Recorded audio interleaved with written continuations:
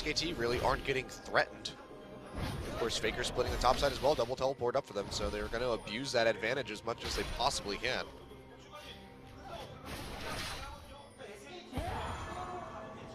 Looks like similar builds going to be coming out in the end here for both of these top laners as well. Sunfire came a little bit further behind here for Duke, but he already has the Spirit Visage completed. Whereas it's a little bit of a split build for Expression as a Glacial Shroud, so likely going to be going for that Frozen Heart with the Spirit Visage that he is building up at the same time. Yeah, interesting that Duke already has the Distortion enchant on his boots. They're very focused on making plays with the double TP as often as they possibly can. And Wolf, the rest, and Blank just continuing to play around Baron Vision. That's the threat they have to keep on pushing towards Longzhu. It's making them waste a ridiculous amount of time in the river. Yep. Even though it's not really a possibility of them doing it, they simply just can't take that risk. But it's keeping them out of the side lanes farming.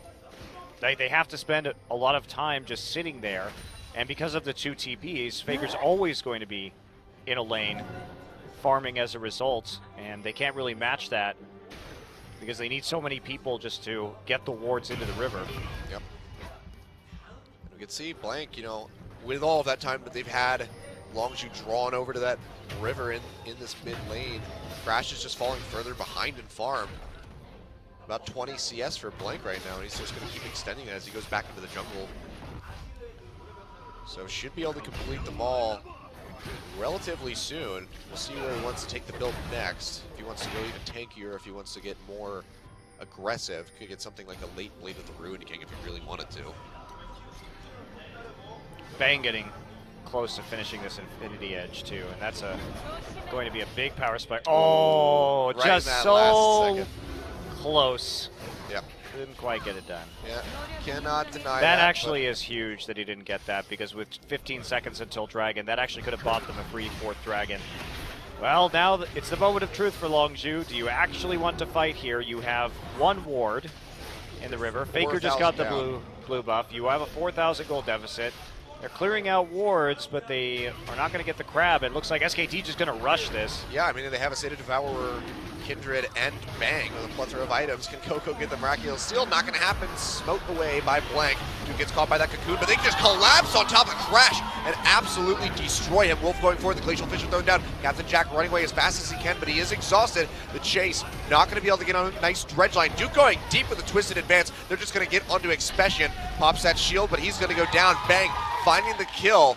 4th Dragon for SKT, and this should be the tier 1 going down as well in the mid lane. And they baited out the Emperor's Divide with the Glacial Path. Faker was threatening a tower dive, and Coco tried to preempt the follow-through with the second hit of the E by using the Emperor's Divide into the wall, but that didn't work, and now Faker's just down here killing your inhibitor turrets. Oh man, what a disaster. Longzhu looks so indecisive. They come into that engagement around the Dragon, they lose the Dragon, but they're already too far forward, and they are easily caught out by the numerous forms of hard close engagement. down to the Captain Jack, doesn't stand a chance. He goes down. Coco's arriving, does not have the ultimate. Faker uses the flash, of course, to get that kill. He's gonna go down, so they fire back and get one, but that's Captain Jack dying and the inhibitor turret down in the bot side. Nicely played by Faker. Yeah, who cares? He still has TP up. Doesn't really matter if he dies. That trade going to do him quite a bit of good when it comes to pressure, and I just don't know what Longzhu is doing. Like, they try and catch out. Crash just gets destroyed. He doesn't have enough tankiness yet. Wolf gonna flash forward for the Glacial Fissure. Now watch this. Coco's gonna try and preempt this Glacial Path, and nope, that is not gonna work. The rest of his team 4v2 in the top side. Coco has just been not good on his Azir, which is unusual, because this guy, like I said, was the best Azir player in Korea last year, but he is not showing the same level of prowess when it comes to team fighting tonight. And part of that is Azir's engages, when they removed the knock-up from his engage, he is just not the same kind of champion that Coco played. As an engager, and he can't play that style. Xin lỗi mọi người. Xin lỗi mọi người. Hiện tại thì nhà hàng xóm mình có một bạn nữ mới chuyển đến, thế là nhờ mình bê hộ cái giường. Cái là đang bê, tự nhiên bạn cho mình uống cái gì, thế là mình ngủ luôn ra giường đấy, tỉnh táo, bây giờ mới tỉnh không? Tỉnh dậy thì không có quần áo mặc, không hiểu bạn ở đâu rồi. Mình vừa mặc quần áo quay trở lại. Maybe not against SKT, but Ok ok. has potential to work great. Nói đùa đâu chứ mình có mấy việc tí ngoài lề tí. Sau đi mọi người. 7-2 cho cái SKT. Maokai, Lysandra, TP flanks, and a Sivir running at you. I believe I think it's 6.6 though that Jace is receiving. Đó. Is that it? So he hasn't been quite tuned up. Đừng spam bạn ơi. 6.6, he is getting increased damage onto the skies. Yes, that one is hammer form, which is great for protecting yourself in the backline and really bursting a single target down. Yeah. So in any case, it doesn't matter because Coco will play. Ok, quay trở lại thôi. His buff. Lên, trời ơi, không lên. Played in the top lane earlier this split, so We've seen Coco play in the mid lane too, so why not? Possible. He was one with it. Great. I'd like to see Jace come back to competitive play. He was Chúng ta quay trở lại với trận đấu 2-7. team comps. 5-4, xin lỗi mọi người vì bị mất các giữa chừng. Giờ thì mình sẽ quay trở lại. Lúc này Bang đã có 3-0 rồi. Coco, of course, considered just the best Jace. Họ những bước di chuyển thông minh hơn. You can play him top, you can play him AD carry. You never know where he's going.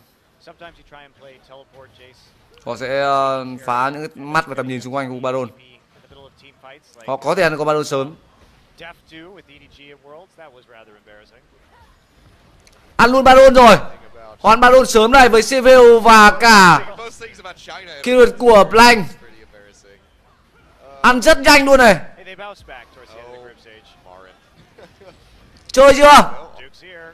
Họ chơi Captain Jack bị tóm lại. Caught out by the first. Nhưng Faker thì không vào. Họ có được màng của bên phía Captain Jack.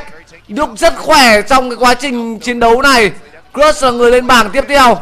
Coco không có tay để vuốt trụ. Hours. Vì tay bên kia anh ta tậm chọc rồi. Anh bận chọc rồi. A little bit longer, but nice. Hiện tại thì Coco vẫn đang farm vượt tham khoảng 30 con. Another 2 kills. Stretch check. 23 con rồi đấy. Nhưng các bạn có thể thấy rằng là So many forms of engage. It's incredibly cái giao tranh mà gần như SCT chấp bên phía của Long Du đến nửa máu. Người đi lỗi đó là Captain Jack. escape. Tried to net out of that one. Và quá khó để anh ta không gấp bắt phải cái lỗi này. Passive stacks Khi Faker có một cái vị thế crash also. tele có vệ quân tuyệt vời như thế này. Eventually killed by Blank once he completes his repel. Pretty Sát thương đến từ Blank thì quá lớn. for SKT, but the real Họ sẽ đi về. baiting the Baron and then chasing them around with the Sivir ult. Có thể họ săn con Baron này nhanh thôi. Captain Jack thought that he was dead because he literally stood still and auto attacked. Captain Jack lúc này có mặt ở khu đường dưới. Họ đang lang thang vực rồng. Có lẽ họ săn Baron. He was kept alive by the shield from the Thôi xong, Captain Jack lộ mặt ở bottom rồi.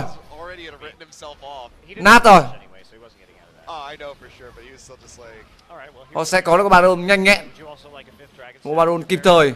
sure, why not? Sounds Mùng 2 tháng 9 Quốc Khánh luôn. Double down right there. Now we can see the SG đánh thế này mà sao bọn Rock Tiger nó as they get ready to set up for the Rock Dragon. Tiger nó hành dạ bã thế nhỉ? Plenty of time for SKT to go back, spend this well-earned gold that they got from the Baron, and then come. Nói chung chắc cũng tùy trận các bạn ạ. Faker gonna take away this Blue dành cho Faker. likely go back and buy and then be Blue ready đối for phương. the flank play and around that pit. Duke, however, does not have the teleport available, so he's likely gonna have to start heading over to that pit. Ném rất tốt. This is pretty much Họ a né dạ. buy time for Longzhu. I have a feeling that it's gonna be the latter, They're already dead. Chọc tuyệt vời từ Coco. at least inside. Người yêu Dương quá. Die or more die time. Duke sẽ là người chặn đầu. Họ sẽ có một giao tranh tại khu vực này. My life. Họ sẽ bo Long Du lại. Coming around the backside. Và chủ yếu vấn đề nó vẫn nằm ở chỗ tranh đồ mà thôi. SKT are just Không họ lại vòng ra khu vực rồng. toward their base. Bang đang bị một mình một nơi. We can take this dragon. Yeah, Longzhu's starting this up, but SKT's coming around the side. Long Du bắt đầu ăn rồng rồi. Blank lao vào nhưng không có lực cho mình con rồng. Người ăn rồng đó là kết lên. No smite. Duke vẫn chưa có And that's gonna delay the fifth. tín hiệu để muốn chọi một người nào cả. Baron buff, though. Tôi xong Coco bị slow. Maybe even disengage in the mid side. Wolf looking for an opening, Wow, not they- quite gonna be able to find it. SK Telecom, Bang was wrapping around the back side of the Baron pit right there, so they couldn't actually Dragon. fight. Or Dragon pit, yes. And that Longzhu actually Mùa hàng got 9 away. luôn. They could have pulled the trigger a little bit more aggressively. Cái trụ 2 cũng đường giữa này. Cautiously with their Baron buff. I mean, they have a split push advantage. They have a TP advantage. They don't have to take a team fight right now if they don't want to. They're still going to deal with very nicely with this naked inhibitor. They Trụ can 2 split push ở in khu vực đường mid giữa. lane. And somebody has to go bottom. Somebody without a TP. Chọc rất tốt từ Coco. Specian still has a bit of time before his teleport's available. Duke's gonna have his in about the next.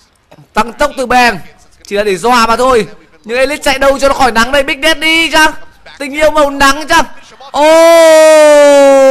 Oh! But he gets burned out all the same. Blank finds Đen hơn cái chị dâu tắm nắng.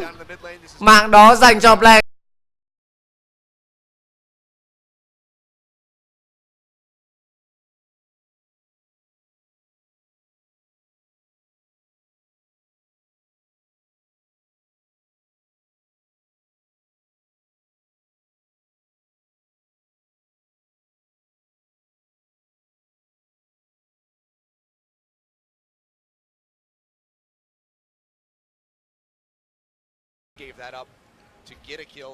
Tranh đồ đã là một tín hiệu quá khó chịu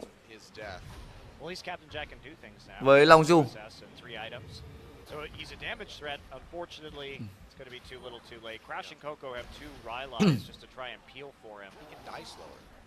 Blue dành cho Faker. Không chứ bạn, chưa có Blue. Nhìn nhầm, hoa mắt quá. Ui, bèn dầu quá đáng luôn. Nếu có cho mình thông đạo